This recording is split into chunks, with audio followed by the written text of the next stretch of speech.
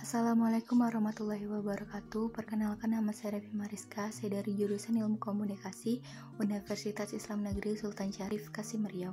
Di sini saya akan mereview materi Sistem Sosial dan Budaya Indonesia yang berjudul Dampak Globalisasi Terhadap Sistem Sosial dan Budaya Indonesia. Globalisasi diambil dari kata global yang berarti universal.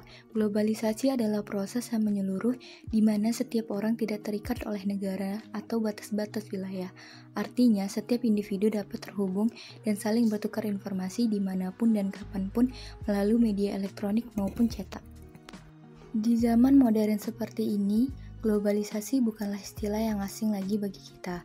Hal tersebut seperti sudah mendarah daging karena setiap aktivitas, makanan, pakaian, dan gaya hidup kita sudah terpengaruh oleh peradaban global. Globalisasi adalah suatu fenomena khusus dalam peradaban manusia yang bergerak terus dalam masyarakat global dan merupakan bagian dari proses manusia global itu. Kehadiran teknologi informasi dan teknologi komunikasi mempercepat akselerasi proses globalisasi. Dalam hal kebudayaan, globalisasi juga setidaknya memberi pengaruh yang cukup besar. Globalisasi dalam kebudayaan dapat berkembang dengan cepat. Hal ini dipengaruhi oleh teknologi informasi dan komunikasi yang berkembang dengan sangat cepat. Kemudahan dalam memperoleh akses komunikasi justru bisa menjadi bumerang tersendiri dan menjadi suatu masalah untuk sebuah kebudayaan, terutama di negara berkembang seperti Indonesia. Adapun dampak positif dan negatif globalisasi terhadap sistem sosial dan budaya Indonesia. Yuk disimak baik-baik. Dampak positif globalisasi terhadap sistem sosial dan budaya Indonesia. Yang pertama, perubahan tata nilai dan sikap. Adanya globalisasi dalam budaya menyebabkan pergeseran nilai dan sikap masyarakat yang semula irasional menjadi rasional. Yang kedua, berkembangnya ilmu pengetahuan dan teknologi. Dengan berkembangnya ilmu pengetahuan dan teknologi, masyarakat menjadi lebih mudah dalam beraktivitas dan mendorong untuk berpikir lebih maju. Yang ketiga, tingkat kehidupan yang lebih baik. Dibukanya industri yang memproduksi alat-alat komunikasi dan transportasi yang canggih merupakan salah satu usaha mengurangi pengangguran dan meningkatkan taraf hidup masyarakat. Yang keempat, meningkatkan pembelajaran mengenai tata nilai sosial budaya, cara hidup, pola pikir yang baik, maupun ilmu pengetahuan dan teknologi dari bangsa lain yang telah maju. Yang kelima, meningkatkan etos kerja yang tinggi, suka bekerja keras, disiplin, mempunyai jiwa kemandirian, rasional, sportif, dan lain sebagainya.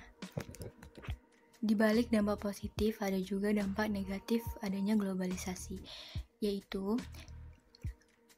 1. Pola hidup konsumtif. Perkembangan industri yang pesat membuat penyediaan barang kebutuhan masyarakat melimpah. Dengan begitu, masyarakat mudah tertarik untuk mengonsumsi barang dengan banyak pilihan yang ada. Yang kedua, sikap individualistik. Masyarakat merasa dimudahkan dengan teknologi maju, membuat mereka merasa tidak lagi membutuhkan orang lain dalam beraktivitasnya. Kadang mereka lupa bahwa mereka adalah makhluk sosial. Yang ketiga, gaya hidup kebarat-baratan. Tidak semua budaya barat baik dan cocok diterapkan di Indonesia. Budaya negatif yang mulai menggeser budaya asli adalah anak tidak lagi hormat kepada orang tua, kehidupan bebas remaja, dan lain-lain. Keempat, kesenjangan sosial.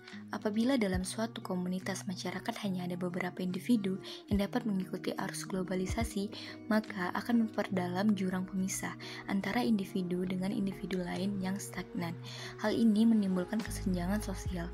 Yang kelima, semakin mudahnya nilai-nilai barat masuk ke Indonesia melalui internet, media televisi maupun media cetak yang banyak ditiru oleh masyarakat.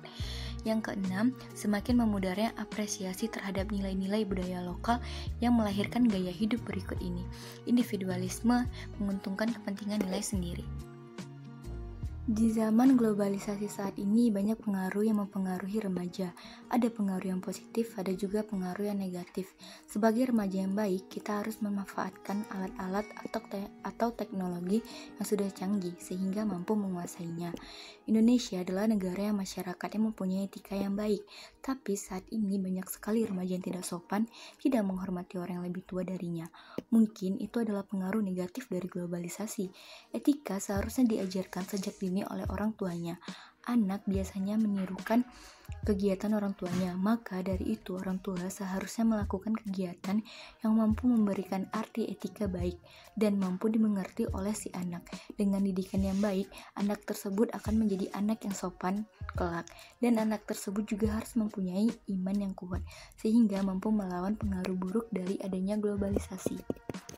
Adapun upaya untuk mengatasi dampak negatif globalisasi terhadap sistem sosial dan budaya Indonesia.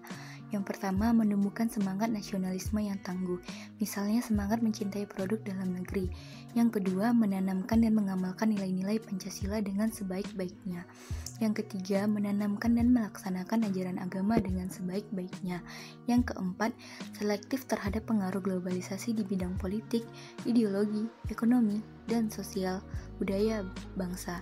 Yang kelima, perlunya perhatian para orang tua dalam memantau pergaulan dan cara hidup anaknya. Baiklah, mungkin itu saja review singkat mengenai materi dampak globalisasi terhadap sistem sosial dan budaya Indonesia dari saya. Mohon maaf apabila ada yang kurang atau terdapat kesalahan kata, dan terima kasih sudah menonton. Wabillahi taufiq wal hidayah. Wassalamualaikum warahmatullahi wabarakatuh.